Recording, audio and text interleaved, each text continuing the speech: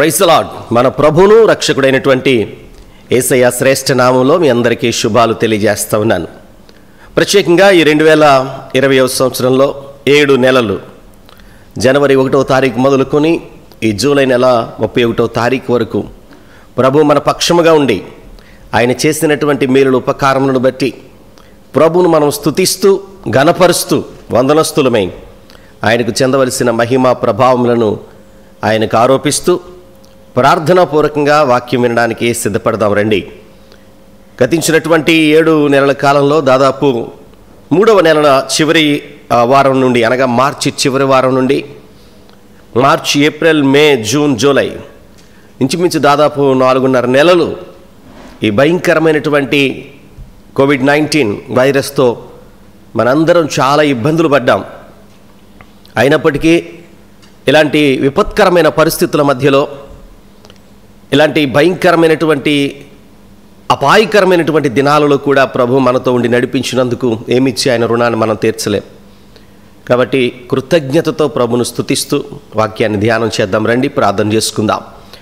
అత్యంత కృపా కనికరములు కలిగినటువంటి మా యేసు ప్రభువా, నీ పరిశుద్ధ నామానికి వందనాలు. గతించినటువంటి ప్రభువా, దినాలన్నిటిలో మీరు మా పక్షముగా ఉండి కీడు నుంచి మమ్మల్ని తప్పించి, మా కొరకు పొంచి ఉన్నటువంటి ఆ వైరస్ నుంచి మమ్మల్ని విడిపించి సజీవులుగాను ఆరోగ్యవంతులుగాను మేము నిన్ను స్తుతించడానికి మీరు మా పక్షముగా చేసిన మేలుల కొరకు వందనాలు చెల్లిస్తున్నాం. అయా, ఏమిచ్చి నీ రుణాన్ని తీర్చలేము కానీ మరొకసారి కృతజ్ఞత హృదయాలతో ప్రభువా మనస్ఫూర్తిగా మీకు చెందవలసిన మహిమ ప్రభావం మీకు ఆరోపిస్తూ మిమ్మల్ని స్తుతిస్తున్నాం, ఘనపరుస్తున్నాం, కొనియాడుతున్నాం. ఈ సంవత్సరంలో మిగిలి ఉన్నటువంటి ప్రభువా దినాల కొరకు, ఈ నెలల కొరకు మీ పాదాల దగ్గరికి వస్తున్నాం. నాయన, మీరు మాకు మంచి నడిపింపును దయచేయమని ప్రార్థన చేస్తున్నాం. మీరే చేయి పట్టి వెన్నుతట్టి మమ్మల్ని ముందుకు నడిపించమని ప్రార్థన చేస్తున్నాం. నాయన, మీరు అక్కడ పర్యంతము ప్రభువా మీ యొక్క నడిపింపులో, మీ యొక్క నిత్య మార్గములో, సత్య మార్గములో మేము నడుస్తూ ప్రభువా విశ్వాసమునకు కర్త దాన్ని కొనసాగించి వాడైన యేసు వైపు చూస్తూ మా ముందుంచబడిన పందెపు రంగంలో మేము ఓపికతో పరిగెత్తగలిగే కృప మాకు దయచేయండి. ఈ సమయంలో నీ వాక్యాన్ని మేము ధ్యానం చేస్తూ ఉంటుండగా, నీ వాక్యాన్ని వింటూ ప్రభువా వీక్షిస్తూ దాని ప్రకారముగా మా జీవితాలు మలుచుకొని దీవించబడ్డానికి, బలపరచబడ్డానికి నీ సహాయమును దయచేసి మహిమ పొందమని ఈ సమయమును మీ చేతులకు అప్పగించుకుంటూ, నాయనా ఇదిగో వీక్షిస్తున్నటువంటి ప్రేక్షకులు, వింటున్నటువంటి ప్రభువా ప్రతి బిడ్డను మీరు దీవించి ఆశీర్వదించి వారి హృదయాల్లో కార్యాలు జరిగించమని యేసు నామమున అడుగుచున్నాం తండ్రి, ఆమేన్, ఆమేన్. మంచిది ప్రియులరా, మరొకసారి దేవుని వాక్యాన్ని మనం ధ్యానం చేసుకోవడానికి దేవుడు మనకి ఇచ్చినటువంటి గొప్ప అవకాశాన్ని బట్టి నేను దేవుని స్తుతిస్తూ ఉన్నాను. అపోస్తుల కార్యములు 2వ అధ్యాయము చివరిలోనికి మనం వచ్చాము. అపోస్తుల కార్యములు 2వ అధ్యాయము గత దినాన్ని మనము 41వ వచనం వరకు మనం ధ్యానం చేసుకున్నాం. 42వ వచనాన్ని మరొకసారి మనం చదువుకుందాం. అపోస్తుల కార్యాలు 2వ అధ్యాయము 42వ వచనాన్ని ఒకసారి చదువుకుందాం. వీరు అపోస్తుల బోధయందును, సహవాసమందును, రొట్టె విరుచుటయందును, ప్రార్థన చేయుటయందును ఎడతెగక ఉండిరి. పేతురు మాట్లాడినటువంటి అద్భుతమైనటువంటి ప్రసంగాన్ని విన్నటువంటి వారు, తమ హృదయాలలో గుచ్చబడిన వారు, ఆయనను అంగీకరించి మేమేమి చేయాలి అని చెప్పి పేతురు చెప్పినట్లుగా బాప్తిస్మము పొంది సంఘములో చేర్చబడినటువంటి 120 మందితో చేర్చబడినటువంటి ఈ 3000 మందిని గురించి రాస్తూ అన్నాడు, వీరు అనగా ఆది సంఘం, ప్రారంభించబడినటువంటి సంఘం, వీరు ఏం చేస్తున్నారయ్యా అని అంటే ఒక 4 విషయాలు జ్ఞాపకం చేస్తూ ఉన్నాడు. అందులో మొట్టమొదటిది అపోస్తుల బోధయందును, సహవాసమందును, రొట్టె విరుచుటయందును, ప్రార్థన చేయుటయందును ఎడతెగక ఉండిరి. అంటే ఈ 4 విషయాలు కంటిన్యూస్గా ఎడతెగక, స్టాప్ లేకుండా వారు చేస్తూ వస్తున్నారు. ఏం చేస్తున్నారు అని అంటే మొట్టమొదటిది అపోస్తుల బోధ. పిల్లరా, ఆధ్యాత్మికంగా సంఘం చేయాల్సినటువంటి బోధ లేక సంఘం చేయాల్సిన పని ఏమిటి అని అంటే, అపోస్తులు ఏ బోధ అయితే చేశారో అపోస్తుల ద్వారా మనకు అనుగ్రహించబడినటువంటి ఆ బోధలో మనము ఎడతెగక కొనసాగాలి. ఎందుకు అపోస్తుల బోధ? అసలు అపోస్తుల బోధ ఏంటి? అపోస్తులు ఏమి బోధించారు? రెండు విషయాలు అపోస్తుల బోధలో ఉన్నాయి. ఈ రెండు విషయాలు అపోస్తులు ఆ రోజు సంఘానికి బోధించారు. మొట్టమొదటి విషయం ఏంటంటే పాత నిబంధన లేఖనాలు. ఎందుకంటే ఇప్పుడు పేతురు ప్రసంగంలో మనం చూసాం, ఆ చిన్న ప్రసంగంలో దాదాపు 2 సార్లు ఆయన పాత నిబంధన లేఖనాలు జ్ఞాపకం చేశాడు. యోవేలు ప్రవచనాన్ని జ్ఞాపకం చేశాడు, దావీదు ప్రవచనాన్ని జ్ఞాపకం చేశాడు. కాబట్టి యేసు ప్రభువును గూర్చి పాత నిబంధనలో చెప్పబడినటువంటి ప్రతి లేఖనమును వారు బోధించడం మొదలుపెట్టారు. పాత నిబంధన లేఖనాలన్నీ మోషే మొదలుకొని మలాకి ప్రవక్త వరకు అనేక మంది ప్రవచించినటువంటి ప్రవచనాలు, ఇవన్నీ కూడా యేసు ప్రభు వారిని సూచిస్తూ ఉన్నాయి. చూడండి, లూకా సువార్త 24వ అధ్యాయము 27వ వచనాన్ని మనం గమనిస్తే అక్కడ వ్రాయబడినటువంటి మాట, మోషేయు సమస్త ప్రవక్తలను మొదలుకొని లేఖనములన్నిటిలో తన్ను గూర్చిన వచనముల భావమును వారికి తెలిపాను. యేసు ప్రభు వారు జీవించి ఉన్న కాలంలో శిష్యులకు 3.5 సంవత్సరాలు యేసు ప్రభు వారు శిష్యులకు ఏం బోధించారయ్యా అంటే, మోషే మొదలుకొని సమస్త ప్రవక్తలు మొదలుకొని లేఖనములన్నిటిలో యేసు ప్రభు వారిని గురించి ఏ ఏ వచనాలు ఏమేమి చెబుతున్నాయో దాని భావం ఏంటో శిష్యులకు వివరించాడు ఆయన. ఇప్పుడు శిష్యులు ఏం చెప్తున్నారు అయ్యా అంటే, అపోస్తుల బోధలో ఏముంది అని అంటే, మోషే మొదలుకొని సమస్త ప్రవక్తలు యేసు ప్రభుని గురించి ఏదైతే వివరంగా చెప్పారో వాటిని శిష్యులు సంఘానికి బోధిస్తూ ఉన్నారు. ఇది మొదటి విషయం. అపోస్తుల బోధలో ఉండాల్సినటువంటి మొదటి అంశం ఏంటంటే, పాత నిబంధన గ్రంథంలో ప్రవచనాలన్నీ లేఖనాలన్నీ యేసు ప్రభువును గురించి ఏమైతే బోధిస్తున్నాయో వాటిని వారి బోధలో ఇంక్లూడ్ చేశారు. దీనికి ఒక గొప్ప నిదర్శనం అపోస్తుల బోధ ఎక్కడ ప్రారంభించబడింది అంటే, అపోస్తుల బోధలో మొట్టమొదట ప్రారంభించిన ప్రారంభకుడు ఎవరంటే పేతురు. పేతురు ఒక అద్భుతమైనటువంటి ప్రసంగాన్ని చేశాడు. ఇది అపోస్తుల బోధ. అపోస్తుల కార్యములు మొత్తం మీద 23 ప్రసంగాలు ఉన్నాయి. అపోస్తుల కార్యాలు మొత్తం మీద 23 ప్రసంగాలు ఉన్నాయి. అందులో పేతురు 9 ప్రసంగాలు చేస్తే పౌలు భక్తుడు మరి 9 ప్రసంగాలు చేశాడు. పేతురు 9 ప్రసంగాలు చేశాడు, పౌలు భక్తుడు మరొక 9 ప్రసంగాలు చేశాడు. అవి కాకుండా స్టెఫను ప్రసంగం ఉంది, ఫిలిప్పు ప్రసంగం ఉంది, యాకోబు ప్రసంగం ఉంది, అననీయ ప్రసంగం ఉంది. మొత్తం 23 ప్రసంగాలు అపోస్తుల కార్యములో లూకా భక్తుడు మెన్షన్ చేసినటువంటి అపోస్తుల కార్యములో మనం చూడగలుగుతాం. ప్రతి ప్రసంగము అపోస్తుల బోధే. ఆ తర్వాత కాలంలో అపోస్తుల బోధ కొనసాగి పత్రికలలో, అపోస్తులు రాసినటువంటి పుస్తకాలలో, పత్రికలలో, ఉత్తరాలలో కూడా అపోస్తుల బోధ ఇమిడి ఉంది. క్రొత్త నిబంధన గ్రంథంలో అపోస్తుల చేత వ్రాయబడినటువంటి ప్రతి పత్రిక అపోస్తుల బోధగా మనం గమనించాలి. ప్రతి పత్రిక అపోస్తుల బోధగా మనము గమనించాలి. ఈ విషయాన్ని మనం గుర్తుపెట్టుకోవాలి. అపోస్తుల బోధ ఏం చెబుతుంది? అపోస్తుల బోధ, అపోస్తుల బోధలో లేఖనాలు ఉన్నాయి. రెండవది, యేసు ప్రభు వారు దేవుని రాజ్యమును గురించి వారికి ఏం చెప్పారో దానిని తిరిగి అపోస్తులు వారికి బోధించారు. అపోస్తుల కార్యములు మొదటి అధ్యాయం, అపోస్తుల కార్యములు మొదటి అధ్యాయం 3వ వచనాన్ని మనం చూద్దాం. అపోస్తుల కార్యాలు మొదటి అధ్యాయము 3వ వచనం. ఆయన శ్రమపడిన తరువాత 40 దినములు వారికి అగుపడుచు దేవుని రాజ్య విషయములను గూర్చి బోధించుచు. ఆ మాట మనం గమనించాలి. దేవుని రాజ్య విషయములను గురించి యేసు ప్రభువారు శిష్యులకు బోధించాడు. దేవుని రాజ్య విషయముల గురించి యేసు ప్రభువారు శిష్యులకు బోధించాడు. ఆయన యేసు ప్రభువారు ఏ దేవుని రాజ్యమును గురించి అయితే శిష్యులకు బోధించాడో అది ఇప్పుడు అపోస్తలులు బోధిస్తూ ఉన్నారు. అదే అపోస్తలుల బోధ. అపోస్తలుల బోధలో రెండు విషయాలు ఉన్నాయి. ఒకటి, లేఖనాలు యేసు ప్రభుని గురించి ఏదైతే చెబుతున్నదో అది అపోస్తలుల బోధ. రెండవది, యేసు ప్రభువారు దేవుని రాజ్యమును గురించి ఏదైతే మాట్లాడాడో అది అపోస్తలుల బోధ.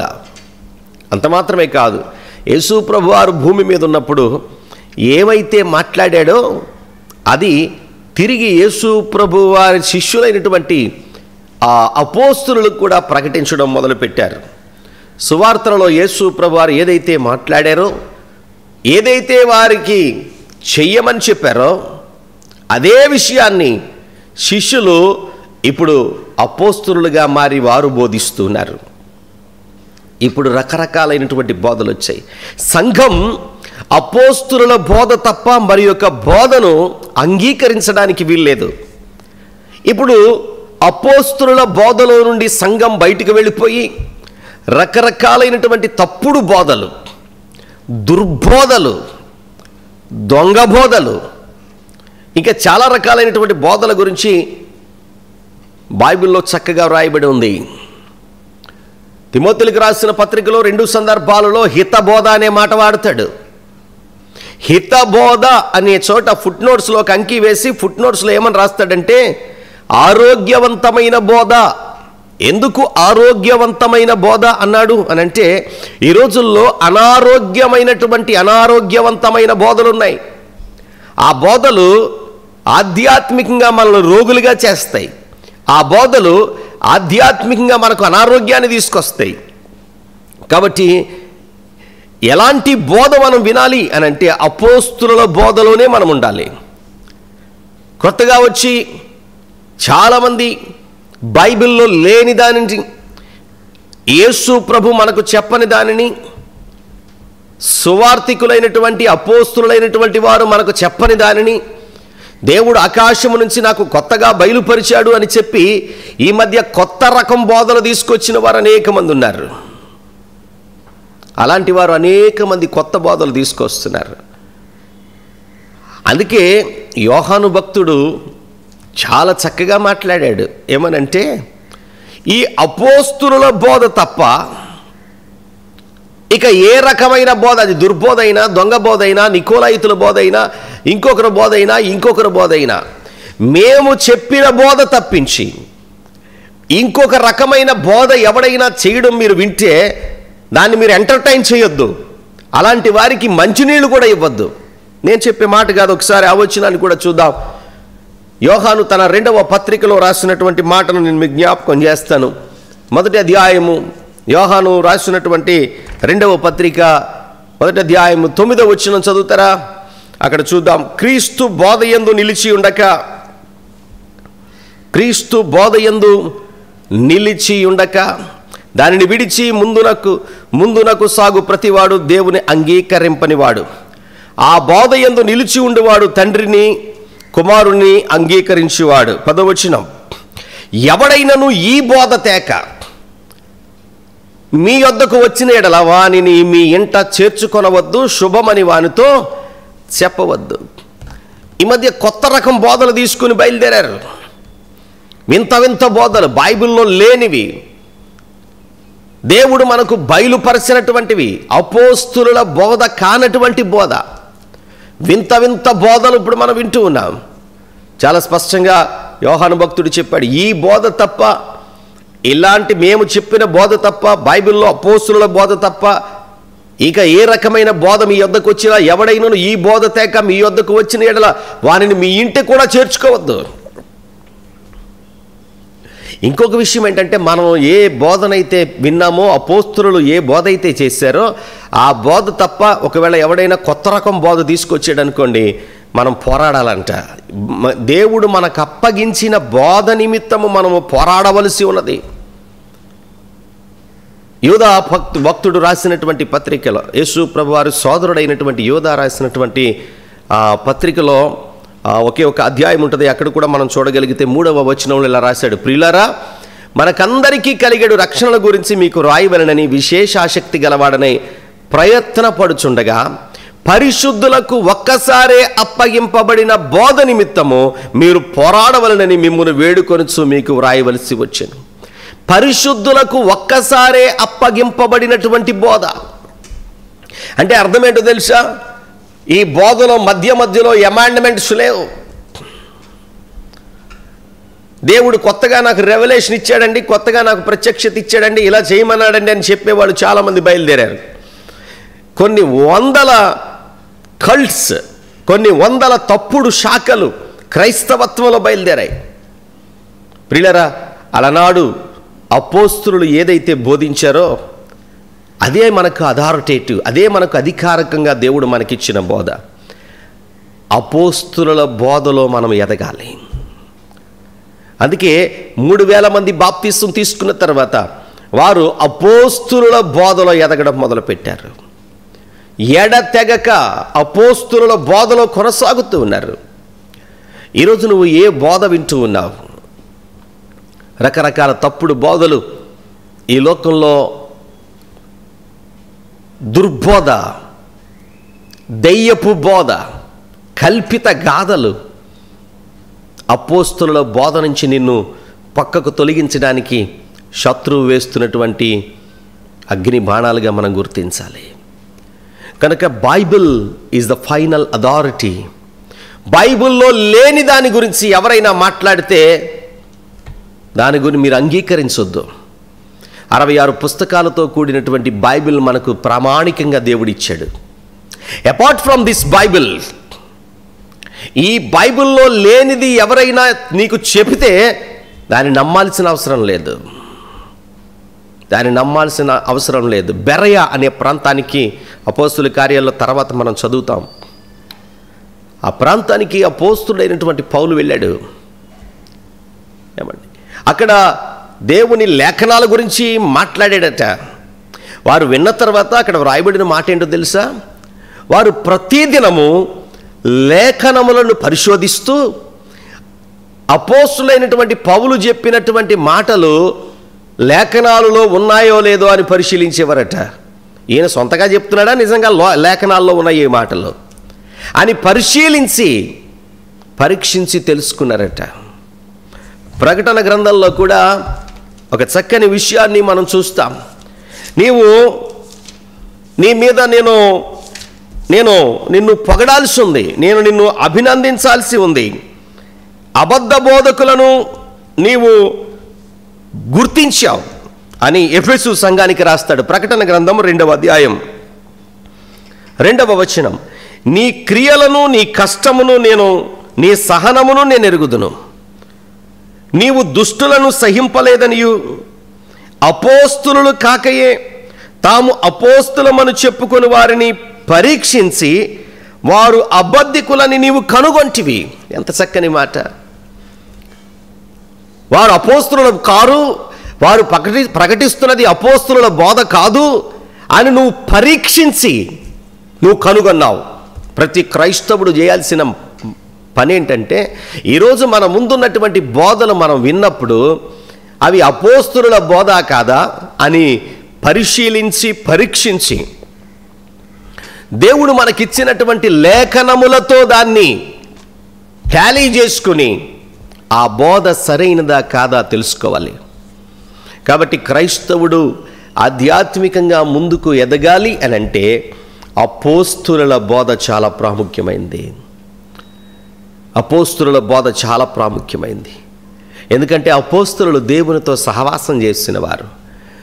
వారి గురువు గారైనటువంటి యేసు ప్రభు వారు ఏది చెప్పారో, ఏది చేశారో, ఏది చెప్పమని చెప్పారో అదే విషయాన్ని అపోస్తులు బోధించారు. కాబట్టి మొదటిది అపోస్తుల బోధలో వారు ఎదుగుతున్నారు. అండ్ నెంబర్ 2, రెండవ విషయం ఏంటంటే సహవాసములో ఎదుగుతూ ఉన్నారు. అపోస్తుల బోధ యందును, రెండవది సహవాసము అందు. సహవాసములో మనం ఎదిగేవారిగా ఉండాలి.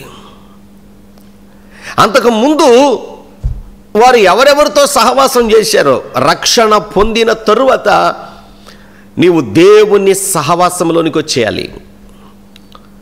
రక్షణ పొందిన తరువాత దేవుని సహవాసంలోనికి నువ్వు రావాలి. ప్రభుతో సహవాసం.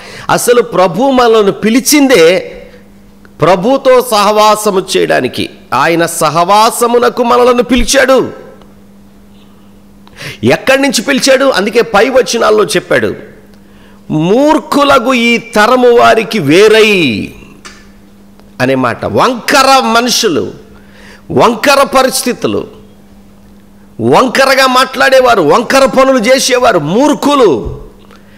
మూర్ఖులకు ఈ తరము వారిలోంచి నువ్వు ప్రత్యేకించబడి, మూర్ఖులకు ఈ తరము వారికి నువ్వు వేరైపోయి నీవు దేవునితో సహవాసములో ఉండాలి. ఆధ్యాత్మికంగా ఆది సంఘం అదే పని చేశారు. కొరింథీయులకు రాసినటువంటి పత్రికలో చక్కని మాట, ఒక్కసారి నువ్వు మూర్ఖులకు ఈ తరము వారికి వేరైపోయిన తరువాత ఇక నీవు లోకముతో నీకు సంబంధం లేదు. లోకానికి నీకు ఏ విధమైనటువంటి సంబంధం ఉండకూడదు. రెండవ పత్రిక కొరింథీయులకు రాసినటువంటి రెండవ పత్రిక అనుకుంటా 6వ అధ్యాయంలో ఆ మాటను మనము చూస్తాము.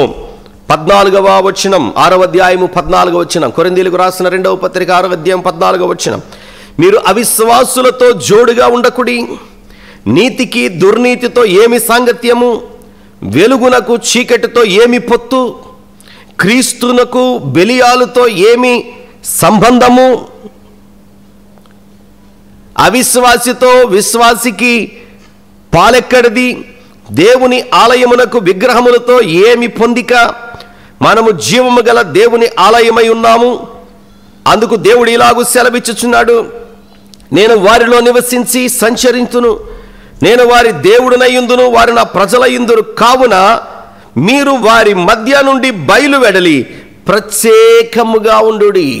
మూర్ఖులకు ఈ తరము వారికి వేరై మీరు వారి మధ్య నుండి బయలువెడలి ప్రత్యేకంగా ఉండండి. మీరు ప్రత్యేకించబడిన వారు, క్రీస్తు సహవాసమునకు మీరు పిలువబడిన వారు, పరిశుద్ధుల సహవాసానికి వచ్చారు. మూర్ఖులైనటువంటి ఆ తరము వారితో కలిసున్న మీరు, అవిశ్వాసులతో కలిసున్న విజ్జోడుగా ఉన్న మీరు, బెలియాలతో ఉన్న మీరు, చీకటిలో ఉన్న మీరు, యేసు ప్రభుని అంగీకరించుట ద్వారా ఆయనను మీ హృదయాలలోకి చేర్చుకొనుట ద్వారా మీరు ప్రత్యేకించబడి మూర్ఖులైన తరము వారికి వేరై ఇప్పుడు మీ సహవాసం మారిపోయింది. ఇప్పుడు ప్రభుతో సహవాసం, పరిశుద్ధులతో సహవాసం. రెండు విషయాలు గమనించాలి. వారు ఎవరితో సహవాసం చేస్తున్నారయ్యా అంటే, ఒకటి ప్రభుతో సహవాసం చేస్తున్నారు. అందుకే ప్రభు మనల్ని పిలిచాడు. కొరింథీయులకు రాసిన మొదటి పత్రికలోనే ఆ మాటను మనం చూడగలుగుతాం. కొరింథీయులకు రాసినటువంటి మొదటి పత్రికలోనే మొదటి అధ్యాయంలో అనుకుంటా, ఆయన మనలను సహవాసమునకు పిలిచాడు అనే మాట. కొరింథీయులకు రాసిన మొదటి పత్రిక మొదటి అధ్యాయంలో క్రీస్తు యేసు సహవాసములోనికి మనము పిలువబడ్డాము అనే మాటను నేను మీకు జ్ఞాపకం చేస్తాను. మొదటి అధ్యాయము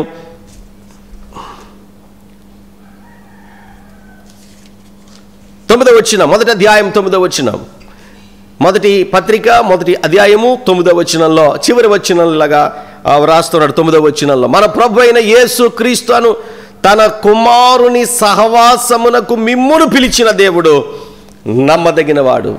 ఎక్కడికి పిలిచాడు మనల్ని? మూర్ఖులకు ఈ తరము వారికి వేరే ఆయన కుమారుడైనటువంటి క్రీస్తు ప్రభుల వారితో మనము సహవాసం చేయాలని ఆయన ఉద్దేశము. ఈరోజు నీ సహవాసం ఎవరితో ఉంది?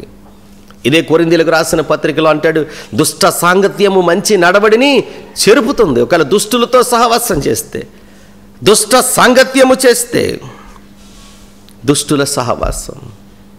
చాలాసార్లు పాత నిబంధన గ్రంథంలో కూడా మీరు ప్రత్యేకంగా ఉండండి, మీరు ప్రత్యేకంగా ఉండండి, దేవుడు తన ప్రజలను ప్రత్యేకపరుచుకుంటే వారు మాటి మాటికి అన్యులతో సహవాసం చేయడం మొదలుపెట్టారు. 106వ కీర్తనలో ఆ మాటను జ్ఞాపకం చేస్తాడు. 106వ కీర్తన 35వ వచనంలో ఆ శిష్యులు, ఆ దేవుని పిల్లలైనటువంటి ఇశ్రాయేలు ప్రజలు వారు చేసినటువంటి మా పని ఏంటో తెలుసా? అన్యజనులతో సహవాసము చేసి వారి క్రియలు నేర్చుకున్నారట. అది సంగతి. వారి సహవాసం అన్యజనులతో ఉంది. ఇందాక నేను చెప్పాను కదా, అవిశ్వాసితో నీకు విజ్జోడుగా ఉండడానికి వీల్లేదు. నీకు అవిశ్వాసితో సంబంధం ఏంటి? అన్యజనులతో సహవాసం చేయడం వల్ల ఏమవుద్దంటే, ఇప్పుడే మనం చదివాం, అన్యజనులతో సహవాసం చేసి వారి క్రియలు నేర్చుకున్నారట. కానీ ప్రభు అట, దేవుడు తన సహవాసమునకు నిన్ను పిలిచాడు. తన కుమారుని సహవాసమునకు పిలిచిన దేవుడు నమ్మదగిన వాడు. ఆది సంఘం అపోస్తుల బోధలో ఎదుగుతున్నారు. రెండవది సహవాసములో ఉన్నారు. ప్రియులారా, ఈ సహవాసములోనే ఆ క్రింద 2 మాటలు కూడా ఇమిడి ఉంటాయి. ఏంటి ఆ 2 మాటలు అంటే, వారు ప్రభుతో సహవాసం చేస్తూ ఉన్నప్పుడు రొట్టె విరుచుట యందును, రెండవది ప్రార్థన యందును వారు ఎడతెగక ఉన్నారు అనే మాటను మనం చూస్తాం. రొట్టె విరుచుట. అనేక సందర్భాల్లో వారు రొట్టె విరుచుట అనే మాట లూకా భక్తుడు అటు లూకా సువార్తలను ఇటు అపోస్తుల కార్యాలు కూడా లూకా భక్తుడు రాశాడు కనుక ఆ రెండిట్లో కూడా రొట్టె విరుచుట అనేది చాలా సందర్భాల్లో రాశాడు. అయితే ఇక్కడ 2 విషయాలు మనం అర్థం చేసుకోవాలి. ఒకటి, కామన్గా ఆ రోజుల్లో కలిసి భోజనం చేయడాన్ని కూడా రొట్టె విరవడం అంటారు అనేవారు. అనేక సందర్భాల్లో వారందరూ కలిసి భోజనం చేశారు అని చెప్పడానికి వారు కలిసి రొట్టె విరిచారు అనే మాట వాడాడు. కానీ ప్రత్యేకంగా కొన్ని సందర్భాలలో మరి ప్రభువారు ఏ రీతిగా అయితే నన్ను జ్ఞాపకము చేసుకొనుటకై దీన్ని చేయుడి అని ప్రభువారు జ్ఞాపకం చేశారో, వారు దానిని జ్ఞాపకం చేసుకుంటూ, ఆయన శిలువ మరణ పునరుద్ధానములను జ్ఞాపకం చేసుకుంటూ రొట్టె విరిచారు. అయితే ఆ రోజుల్లో ప్రతిరోజు రొట్టె విరిచేవారు. వారు కూడుకున్నప్పుడల్లా రొట్టె విరిచేవారు. ఈ విషయాన్ని లూకా భక్తుడు అనేక సందర్భాల్లో అపోస్తుల కార్యాల్లో రాశాడు. వారు ఇంటింట, అదే ఇప్పుడు మనం చదువుకున్నటువంటి మన మూలవాక్యంలోనే 2వ అధ్యాయంలోనే ఇంకొంచెం మనం కిందకి చదివితే 46వ వచనం, 2వ అధ్యాయము 46వ వచనంలో మాట చదువుతాం. ప్రతి దినము దేవాలయములో తప్పక కూడుకొనుచు ఇంటింటా రొట్టె విరుచుచు అనే మాట రాశాడు. మనం ఆదివారం దేవాలయానికి వెళ్తాం, కానీ ఆ రోజుల్లో వారు ప్రతి దినము దేవాలయంలోనికి కూడి ప్రతి ఇంటింట, ఒకరోజు మీ ఇంటిలో రొట్టె విరిస్తే, ఒకరోజు మా ఇంటిలో విరిస్తే, ఏ ఇంటిలో అందరూ కూడి ఆరాధించడానికి అనుకూలంగా ఉంటుందో ఆయా ఇంట్లో ప్రతిరోజు కూడా వారు ఇంటింటా రొట్టె విరుచుచు అనే మాటలు రాయడాన్ని మనం చూస్తాం.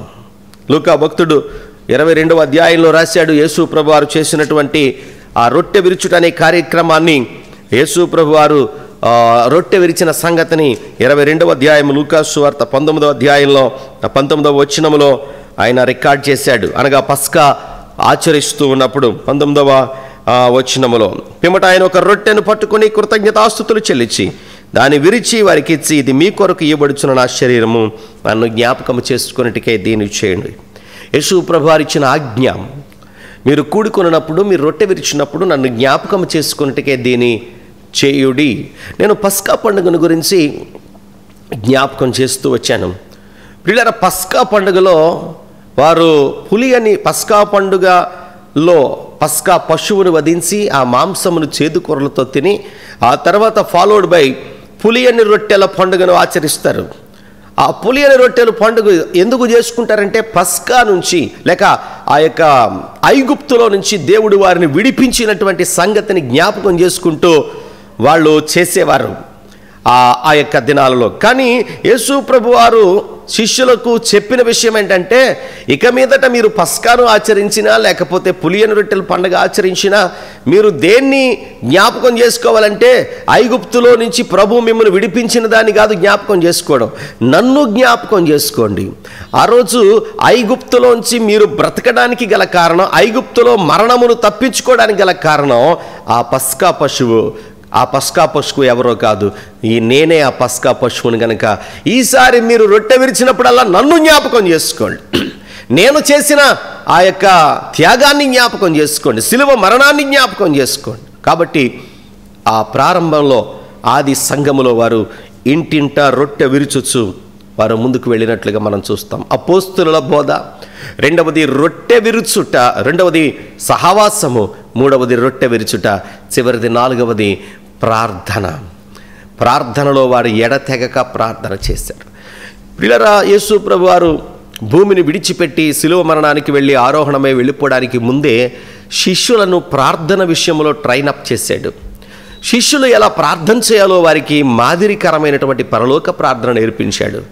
అంత మాత్రమే కాదు, థియరిటికల్గా వారికి పరలోక ప్రార్థన నేర్పించడమే మాత్రమే కాదు, ప్రాక్టికల్గా కూడా మరి ప్రతిరోజు ఆయన కొండకు వెళ్ళి వాడుక చెప్పున ఆయన ప్రార్థన చేస్తూ ఆయనతో పాటు శిష్యులను తీసుకుని వెళ్ళి అనేక మార్లు వారికి ప్రార్థన అనుభవాన్ని నేర్పించాడు. అయితే వారు శిష్యులు యేసయ్య ద్వారా నేర్చుకున్నటువంటి ప్రార్థనలో వారు కొనసాగినట్లుగా మనం చూస్తూ ఉన్నాం. పరిశుద్ధాత్ముడు రావడానికి ముందు మేడ గదిలో వారు కూడి ప్రార్థన చేయడం మొదలుపెట్టారు. ఇక అపోస్తుల కార్యమంతా కూడా ప్రార్థనలోనే కొనసాగుతారు. వాళ్ళు సంఘానికి ప్రార్థన ఊపిరి లాంటిది. వారు ఏ నిర్ణయాన్ని తీసుకోవాలన్నా, ఏ పని చేయాలన్నా వారు ప్రార్థన చేసే ముందుకు ప్రార్థన పరిపూర్ణంగా వారు దేవుని మీద ఆధారపడ్డాన్ని, డిపెండెన్సీ, దేవుని మీద ఆనుకోవడాన్ని, దేవుని మీద ఆధారపడ్డాన్ని సూచిస్తూ ఉంది. ప్రారంభ సంఘంలో వారు ప్రార్థన చేసినట్లుగా మనం చూస్తున్నాం. ఇదే ఆదికాండం ఇప్పటి వరకు మనం నేర్చుకున్నటువంటి విషయాల్లో కూడా అనేక సందర్భాల్లో వారు ఏక మనసుతో ఎడతెగక ప్రార్థన చేశారని మొదటి అధ్యాయం 14వ వచనంలో మనం నేర్చుకున్నాం. ఏక మనసుతో ఎడతెగక ప్రార్థన చేశారు.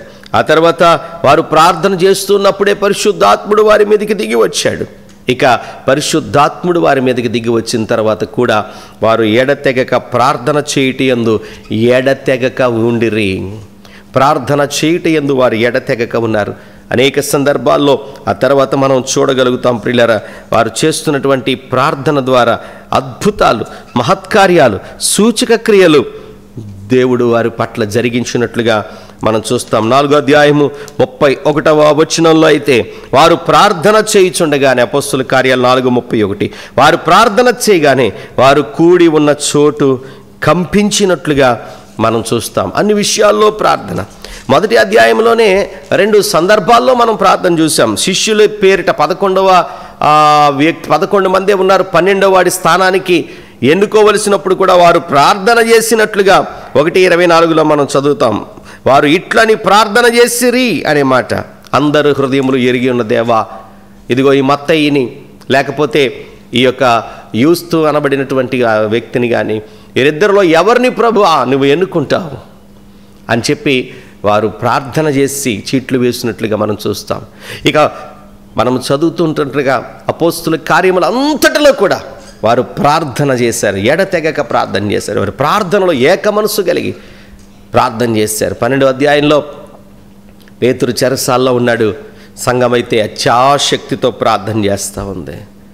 ఇక 14వ అధ్యాయంలో ఇలాగా చెప్పుకుంటూ పోతే మనం చూస్తాం. వాటన్నిటినీ రానున్న దినాల్లో చూడబోతున్నాం.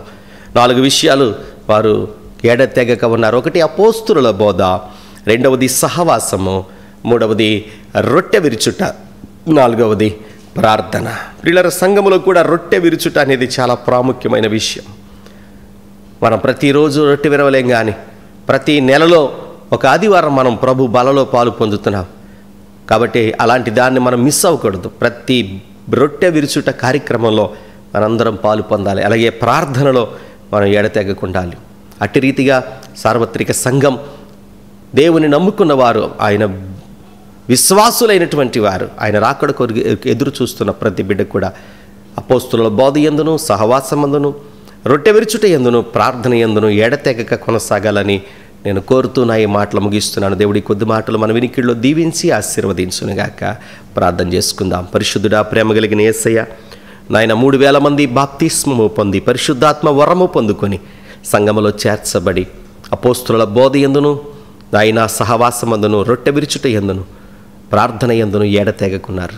అయ్యా, చాలామంది బాప్తిసాలు పొందుతున్నారు, మందిరాల్లో చేర్చబడుతున్నారు, కానీ అపోస్తుల బోధన అనుసరించలేకపోతున్నారు.